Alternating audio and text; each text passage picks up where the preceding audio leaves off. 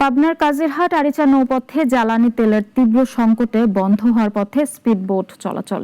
এতে একদিকে যেমন কয়েকশো মালিক এবং শ্রমিক কর্মহীন হয়ে পড়েছেন, অন্যদিকে যাতায়াতে চরম ভোগান্তি পোহাতে হচ্ছে যাত্রীদের। সমস্যা সমাধানে প্রশাসনের হস্তক্ষেপ চেয়েছেন ভুক্তভোগীরা। পাবনা থেকে আলাল উদ্দিনের তথ্য ছবিতে আরো জানাচ্ছেন মুস্তফা কামাল তোহা। এক সময় যে ঘাটে ছিল যাত্রী আর চালকদের ব্যস্ত হাঁকডাক, সেখানে এখন শুধুই নিস্তব্ধতা। পাবনার কাজিরহাট যমুনা পাড়ের এই দৃশ্যই বলে দিচ্ছে সংকটের গভীরতা।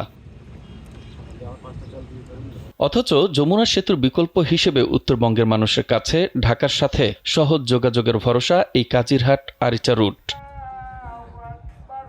যেখানে ফেরিতে পার হতে সময় লাগে প্রায় 2 ঘন্টা, সেখানে মাত্র 15 থেকে 20 মিনিটেই উত্তাল যমুনা পাড়ি দেয় এই দ্রুতগতির স্পিডবোট। কিন্তু সেই গতিতে এখন বাধা হয়ে দাঁড়িয়েছে জ্বালানি তেল।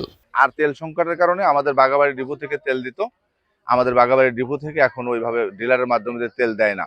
আমরা শুধু 1 টিভি তেল পাচ্ছি, আর 3 টিভি তেল পাচ্ছি না। কারণ তেল দিচ্ছে, তেলের সমস্যা, তেল দিচ্ছে না, এই কারণে আমাদের ঘাটে যাত্রীর বড় সমস্যা। জ্বালানি তেলের তীব্র সংকটের নোঙর করে পড়ে আছে অধিকাংশ বোট। মাঝে মাঝে 2-1টি বোট চললেও তা প্রয়োজনের তুলনায় নগণ্য। এই ঘাটের অর্ধশতাধিক স্পিড বোটের জন্য প্রতিদিন অন্তত 1000 লিটার পেট্রোলের প্রয়োজন হলেও মিলছে না চাহিদা মতো সরবরাহ। ফলে কর্মহীন হয়ে পড়েছেন কয়েকশো মালিক ও শ্রমিক। আমাদের ওই পার থেকে মাত্র 2টা বোট আসছে, যেখানে প্রতিদিন সর্বপ্রথম আসে 15টা বোট।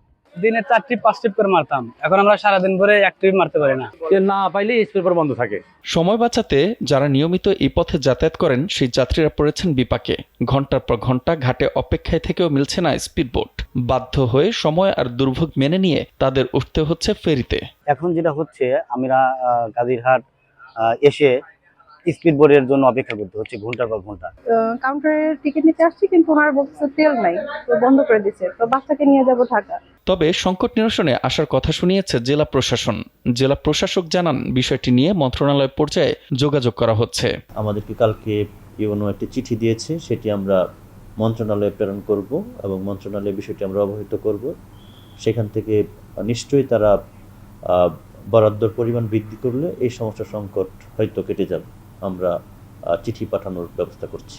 উত্তরবঙ্গের প্রবেশদ্বার খ্যাত এই নৌপথটি সচল রাখতে দ্রুত সরকারি হস্তক্ষেপ চান ভুক্তভোগীরা। মুস্তফা কামাল তোহা, নাগরিক।